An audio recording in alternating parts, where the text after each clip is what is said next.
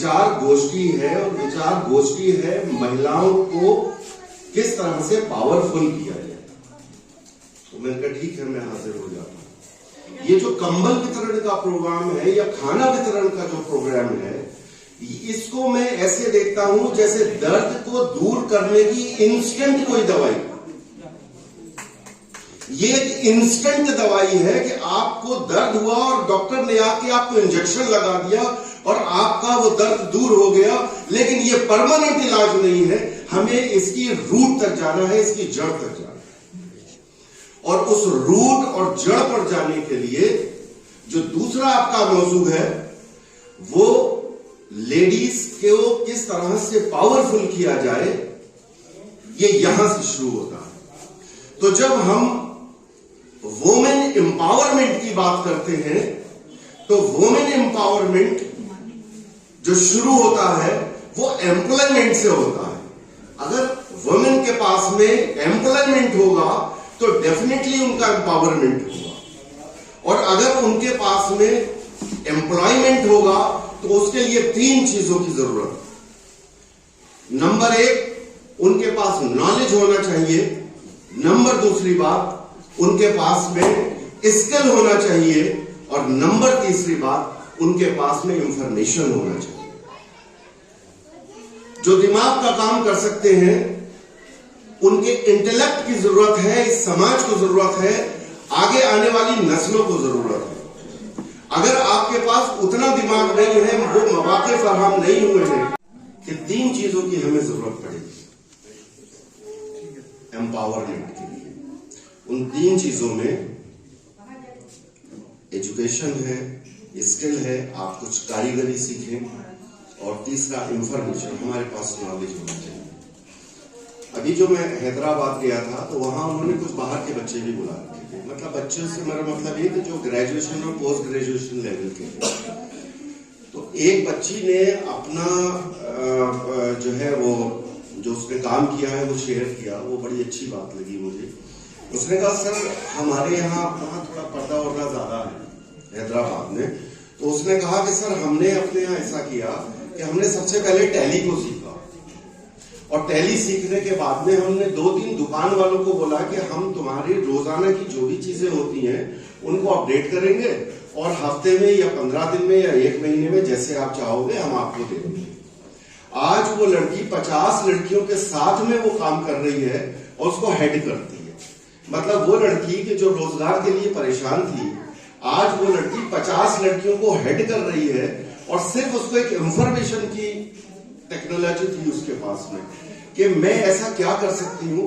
बड़े बड़े शोरूम्स होते हैं, ये सब होता है, तो वहां परमानेंट भी अकाउंटेंट होते हैं, पर इस तरह के भी अकाउंटेंट होते हैं कि जो उन चीजों को घर ले जाए और घर ले जाने के बाद में उस वक्त करें। तो ये 3 चीजें जो है ये आएंगी कैसे? सवाल यहां ये पैदा होगा।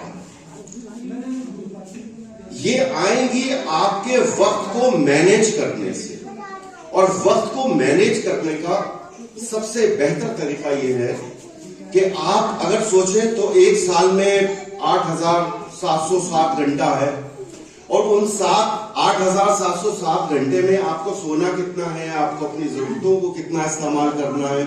तो अगर आप बहुत ही स्मार्ट हैं तो मेरी गारंटी है आप 3,000 घंटे से ऊपर इस्तेमाल नहीं कर सकते। चूंकि आज लेडीज की बात है तो मैं लेडीज को सेंटर में रख के बात कर रहा हूं। हमारे यहाँ लेडीज वक्त की बर्बादी बहुत ज्यादा करती है, और वो कैसे करती है बुरा मत मानिएगा, ये एक एजुकेशन का टाइम है, मैं एजुकेट कर रहा हूं आपको।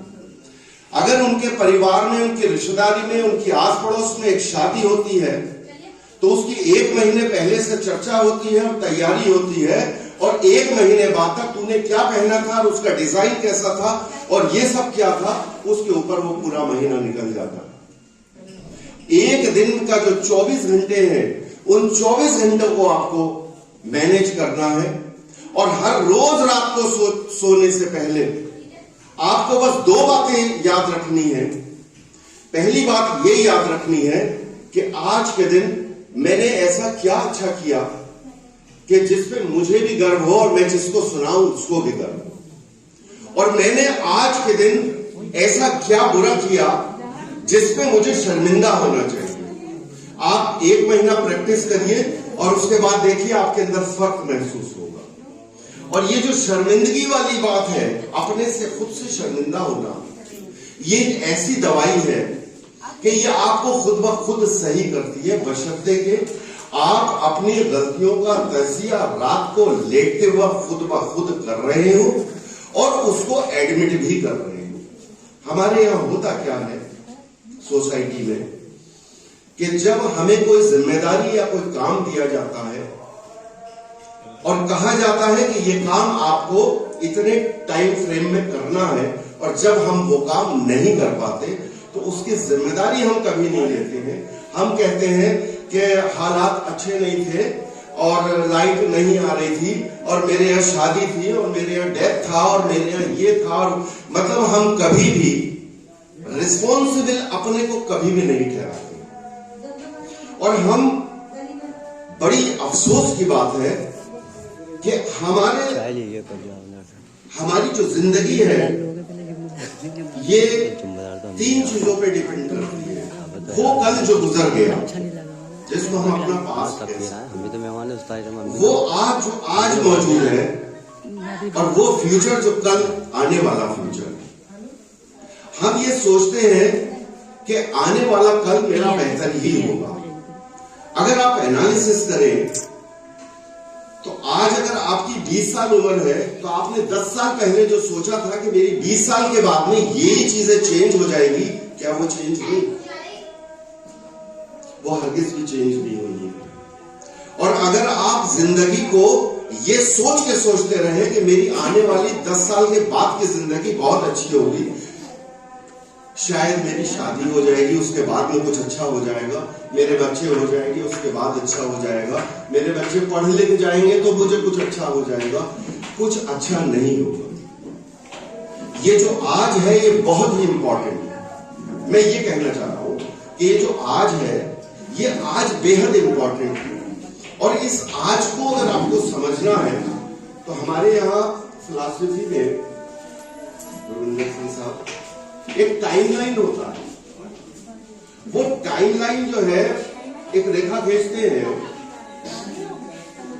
उस रेखा में जो पहला बिंदु हम लगाते हैं 1 2 3 4 5 एंड सो ऑन, 70-75 साल जितने साल भी हमारी उम्र है, हमारा जो वो डे 1 है, ये नामुमकिन है कि उस डे 1 से कोई रेखा जाके हमारे आखिरी वाले पॉइंट पे न जुड़ रही है, उसको जुड़ना ही है। और ये जो आज हमारा अगर बेहतर है तो कल हमारा बेहतर होगा। यदि आज हमने अगर कल के लिए बेहतर बनाने के लिए काम किया है तभी हमारा वो कल बेहतर हो सकता है। आज को गंवाने के बाद में अगर हम ये सोचें कि कल हमारा बेहतर हो जाएगा तो बिल्कुल नहीं हो सकता। तो जिंदगी समझते हैं, लेकिन ये जिंदगी नहीं है। जिंदगी वो है, ये जैसे मैं बोल रहा हूं तो इसमें 2 चीजें हैं। नंबर 1 मटेरियल है और नंबर दूसरी चीज रूह है। और हमारे इस बोलने को बंद करने के दरमियान बस एक चीज नहीं होती है, बाकी सारी चीजें होती है। और वो है कि उस रूह का खामोश हो जाना, सोल का खामोश हो जाना हमारी डेथ है।